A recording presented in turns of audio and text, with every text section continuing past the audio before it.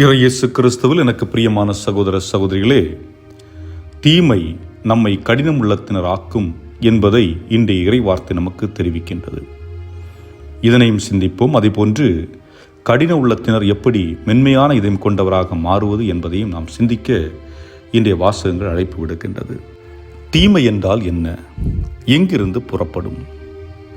இயேசு கூறுகிறார், வெளியே இருந்து வருபவை மனிதனை தீட்டுப்படுத்தாது, உள்ளிருந்து புறப்படுபவையே மனிதனை தீட்டுப்படுத்தும் என்று சொல்லுகின்றார். ஆக தீமையின் பிறப்பிடம் என்பது அன்பு இல்லாத ஒரு நிலை. எவரொருவர் தன் தாய் தந்தையின் அன்பு கிடைக்காமல் வாழ்கிறாரோ அவரே தீமையின் ஆதிக்கமாக வெளிவருகிறார். இதனால் பெற்றோர் இல்லாத குழந்தைகள் மட்டுமே அப்படி வளர்கிறார்கள் என்று எண்ணிவிட வேண்டாம். பெற்றோர் இல்லாத குழந்தைகள் பலர் தன் சக குழந்தைகள் மூலம் அல்லது தங்களை வளர்ப்பவரிடமிருந்து கிடைக்கும் அன்பின் மூலம் நல்ல வாழ்க்கையை வாழுகிறார்கள். அதைப்போன்று தன்னை போன்று துன்புற்ற குழந்தைகளை அவர்கள் எடுத்து பராமரிக்கின்றார்கள். ஆகவே இதை வைத்து ஒரு தீர்ப்பை நாம் எழுத வேண்டிய அவசியமில்லை. ஆனால் அதேவேளை பல பெற்றோர்கள் நினைக்கிறார்கள், நாங்கள் குழந்தைகள் கேட்பதையெல்லாம் வாங்கி கொடுத்து விட்டால் குழந்தைகளை அன்பு செய்வதாக நினைத்துக் கொள்ளுகிறார்கள். அது மிகப்பெரிய முட்டாள்தனம். இதில் வருகின்ற முதல் ஆபத்து என்னவென்றால், நீங்கள் உங்கள் பிள்ளைகளோடு பேசுவதற்கு நேரம் கொடுப்பதில்லை. அப்படியே ஒருவேளை நேரம் கொடுத்தாலும் அந்த குழந்தை பேசுவதை முழுமையாக கேட்காமலே தீர்ப்பு எழுத ஆரம்பித்து விடுவீர்கள். இது இன்றைய காலகட்டங்களில் நடக்கின்ற ஒரு சூழல்.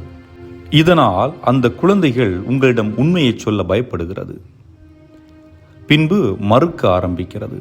அதோடு அலைபேசியும் கையில் கொடுத்து விடுகிறீர்கள்.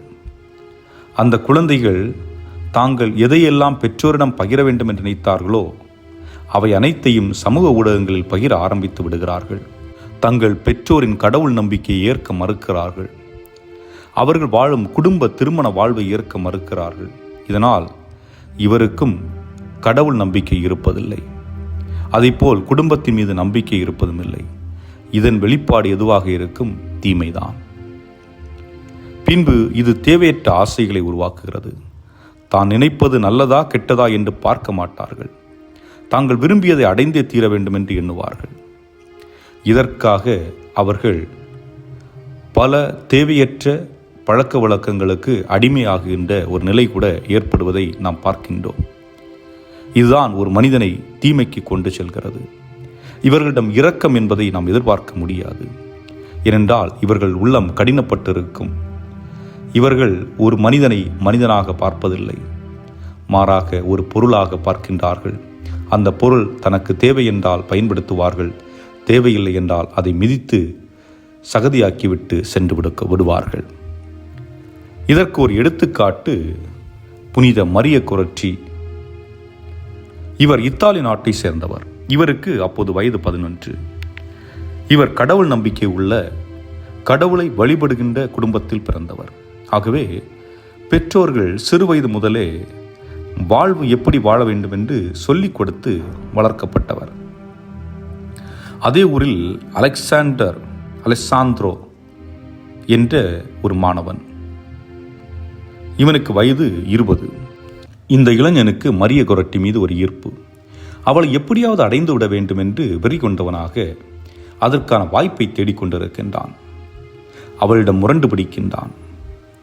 அவள் தான் தூய்மையாக இருக்க வேண்டும் என்று எண்ணி அவனை அனுமதிக்கவில்லை, அவளை தொட அனுமதிக்கவில்லை. அதே நேரத்திலே அவனிடம் சொல்லுகின்றாள், பாவம் செய்யாதே என்று அவனிடம் கெஞ்சுகின்றாள். ஆனால் அவனுக்கு அவள் கெஞ்சுவதோ அல்லது அவளுக்கு இது வேதனை கொடுக்கின்றதோ என்ற எண்ணம் அவனுக்கு ஏற்படவில்லை. தான் விரும்புவது தனக்கு கிடைக்கவில்லை என்றால் அதை அழித்து விட வேண்டும் என்ற ஒரே எண்ணத்தோடு அந்த மரிய கொரட்டியை நெருங்குகின்றான். அவள் அனுமதிக்கவில்லை என்றவுடன் அவனுக்கு கோபம் தலைக்கு ஏறிவிடுகிறது. மரிய கொரட்டியை சராமாரியாக குத்துகின்றான். அத்தகைய துன்பத்திலும் மரிய கொரட்டி என்ன சொன்னார் என்றால், நான் அவனை மன்னிக்கின்றேன், நான் அவனோடு விண்ணகத்தில் வாழ வேண்டும் என்று ஆசைப்படுகிறேன் என்று சொல்லி அந்த பெண் குத்துப்பட்ட மறுநாள் இறந்து விடுகின்றாள். ஏன் இந்த அலெசாந்திரோ என்ற அந்த இளைஞன் அந்த அளவிற்கு கடினமான உள்ளம் கொண்டவனாக இருந்தான்? காரணம், அவனுக்கு சிறு வயதில் சரியான வழிகாட்டுதல் இல்லை, சரியான அன்பு கிடைக்கவில்லை. ஆகவே தீய ஆசைகளுக்கும் உடலின் ஈர்ப்புக்கேற்ப தன்னுடைய வாழ்வையும் அமைத்துக் கொள்ளுகின்றான். இதனால் அவன் பிறர் துன்புறுவதை பற்றி கூட கவலைப்படுவதில்லை. ஆக பிறரை துன்புறுத்துவதில் மூழ்கி மகிழ்ச்சி அடைகின்ற ஒரு நிலையை பார்க்கின்றோம். காரணம், மரிய குரட்டி அவன் குத்திய பின்பும் அவன் தான் செய்த தவறை மனவருந்தி ஏற்றுக்கொள்ளவில்லை. தான் செய்தது சரிதான் என்ற ஒரு எண்ணத்திலே இருக்கின்றான். இன்றைக்கும் இதுபோல உள்ள நிலையில் பல மனிதர்கள் இருக்கின்றார்கள். பல்வேறுபட்ட இடங்களில் நாம் கேள்விப்படுவதுண்டு. நம்முடைய தமிழ்நாட்டிலும் சரி, இந்திய நாட்டிலும் சரி, பல பெண்கள் ஆண்களுடைய போதைக்கும் ஆண்களுடைய தவறான வாழ்வுக்கும் அவர்கள் உயிரை பணைய வைக்க வேண்டிய சூழல் பல இடங்களில் ஏற்படுவதை பார்க்கின்றோம். ஆக இது அன்றைக்கு மட்டும் நடந்த ஒன்று அல்ல, மாறாக இன்றைக்கும் நாம் வாழ்ந்து கொண்டிருக்கின்ற கட்டங்களிலும் இதுபோன்ற நிலைகள் ஏற்படுவதை நாம் அன்றாடம் பார்த்து கொண்டிருக்கின்றோம். ஏன் பல நேரங்களில் நம்முடைய குடும்பங்களில் கூட நடக்கலாம். திமிர் பிடித்தவர்களாக இருக்கலாம், அல்லது கடின உள்ளம் கொண்ட மனிதர்களாக இருக்கலாம். அன்பு, பாசம், இரக்கம் இவற்றிற்கு முக்கியத்துவம் கொடுக்காமல் தான் பிடித்தது தான் நினைத்துதான் நடக்க வேண்டும் என்ற ஒற்றை பிடியில் இருக்கின்ற மனிதர்களாக இருக்கக்கூடியவர்கள் இந்த கடின உள்ளம் கொண்டவர்களாக இருக்கின்றார்கள். தீமையை வெளிப்படுத்தக்கூடியவர்களாக, தீமையை விதைக்கக்கூடியவர்களாக இருக்கின்றார்கள். ஏனென்றால் அடுத்தவருடைய உணர்வுகளை இவர்கள் புரிந்து கொள்வதும் இல்லை, கொள்ளப்போவதும் இல்லை. தன்னை போல் மற்றவருக்கும் பலிக்கும், தன்னை போல் மற்றவர்களுடைய உடலிலும் காயம் ஏற்படும், உடம்பிலும் காயம் ஏற்படும், மனதிலும் காயம் ஏற்படும். தன்னை போன்று அவர்களுடைய உடலும் மென்மையாக இருக்கிறது, மனம் மென்மையாக இருக்கிறது என்பதை இவர்களால் உணர்ந்து கொள்ள முடியாது, புரிந்து கொள்ள முடியாது. அத்தகைய மனநிலையில் இருக்கக்கூடிய மனிதர்கள். ஆகவே நாமும் எண்ணி பார்க்கலாம். பல நேரங்களில் நம்முடைய குடும்பம் என்று சொல்வதை விட நாம கூட இருக்க வாய்ப்பு இருக்கிறது. நாமும் இது போன்ற நிலையில் இருப்பதற்கும் வாய்ப்பு இருக்கிறது. ஆக இந்த அலெசாந்திரோ அவருடைய வாழ்வில் அதன் பிறகு என்ன நிகழ்ந்தது? 30 ஆண்டுகள் சிறை தண்டனை. தொடக்க காலத்திலே அவனுக்கு இருந்த அந்த கோபம், வெறி இன்னும் தொடர்ந்து கொண்டே இருந்தது. ஆனால் என்ன நிகழ்கிறது என்றால், வரலாறு இவ்வாறு கூறுகிறது. 6 ஆண்டுகளுக்கு பிறகு, அவன் தண்டனை பெற்று 6 ஆண்டுகளுக்கு பிறகு ஒரு நாள் அவனுக்கு ஒரு கனவு ஏற்படுகிறது. அந்த கனவிலே மரிய குரட்டி அவனிடம் வருகின்றார். வந்து சொல்லுகின்றார், நான் உன்னுடைய தவறுகளை மன்னித்து விட்டேன் என்று சொல்லி அவன் கையிலே லில்லி மலர்களான ஒரு பொக்கேயை கொடுக்கின்றார். இந்த லில்லி என்பது தூய்மையின் அடையாளம், வெண்மை நிற தூய்மையின் அடையாளம். இதை கொடுக்கின்றார். இதன் பிறகு அவனுடைய வாழ்வில் மாற்றம் ஏற்பட்டதாக வரலாறு குறிப்பிடுகிறது. அதன் பிறகு அவன் மனம் வருந்தி தன்னுடைய தவறை உணர்ந்து ஏற்றுக்கொண்டு கடினமான உள்ளம் கொண்டவன் மிருதுவான உள்ளமாக மாறுகின்றான். மரிய குரட்டியின் தாயை சந்தித்து மன்னிப்பு கேட்கின்றான். அந்த குடும்பத்திலே அவன் ஒரு மகனாக ஏற்றுக்கொள்ளப்படுகின்றான். அதன் பிறகு தன்னுடைய வாழ்வை இறைவனுக்காக அர்ப்பணிக்க வேண்டும். எவ்வாறு மரிய குரட்டி தன்னம் தூய்மையின் வெளிப்பாடை காட்டினாரோ, நான் தூய்மையாக உள்ளவனாக இருக்க வேண்டும் என்று ஆசைப்பட்டாரோ, அதுபோன்று நான் இருக்க வேண்டும் என்று கப்புச்சின் சபையிலே ஒரு துறவியாக சேர்ந்து தன் வாழ்நாள் முழுவதும் இறைவனுக்கு சேவை செய்து அங்கேயே வாழ்ந்து வந்தார். இதுதான் மாற்றம், டிரான்ஸ்ஃபர்மேஷன். கடினமான உள்ளத்திலிருந்து, கல்லான இதயத்திலிருந்து மிருதுவான இதயமாக, இரக்கமுள்ள இதயமாக மாறிய தருணம். ஆம் அன்புக்குரியவர்களே, நம்முடைய வாழ்வு அமைவது நம்மை பொறுத்தது மட்டுமல்ல, நம்மை சுற்றி இருக்கின்ற நபர்கள், சூழல்கள், சூழ்நிலைகள் இவைகளை மையப்படுத்தி தான் ஒருவருடைய வாழ்வானது அமைக்கப்படுகின்றது. ஆக நம்முடைய வாழ்வின் உருவாக்கத்தில் பங்கு பெறுகின்றவர்கள் நம்முடைய பெற்றோர்கள், சகோதர சகோதரிகள், சொந்தக்காரர்கள், நம்முடைய பாட்டி தாத்தாக்கள், மாமா, மச்சான், இன்னும் நம்மோடு இருக்கின்ற நண்பர்கள். இவர்களுடைய வழிகாட்டுதலின் பேரில் தான், அல்லது இவர்களுடைய வாழ்க்கை முறையின் மையப்படுத்தி தான் நம்முடைய வாழ்வு அமைந்திருக்கின்றது. அதுபோன்று கடவுளும் நமக்கு பல வழிகளை நற்செய்தியின் வாயிலாக, இறை வார்த்தையின் வாயிலாக காண்பிக்கின்றார். இன்றைக்கு நாம் வாசித்த நற்செய்தி ஒரு தொழுநோயாளியை இயேசு குணப்படுத்துகின்ற ஒரு நற்செய்தி. இங்கே ஒரு கேள்வி எழுகிறது, தொழுநோயாளி என்பவர் யார்? யாரை மையப்படுத்துகிறது இந்த தொழுநோய்? இந்த தொழுநோயாளி என்பது நானாக கூட இருக்கலாம். தொழுநோய், தொற்று நோய், தொற்று வியாதி. நான் எப்பொழுது தீமையின் ஆதிக்கத்திற்குள் இருக்கின்றேனோ அப்பொழுது நானும் ஒரு தொழுநோயாளி தான்.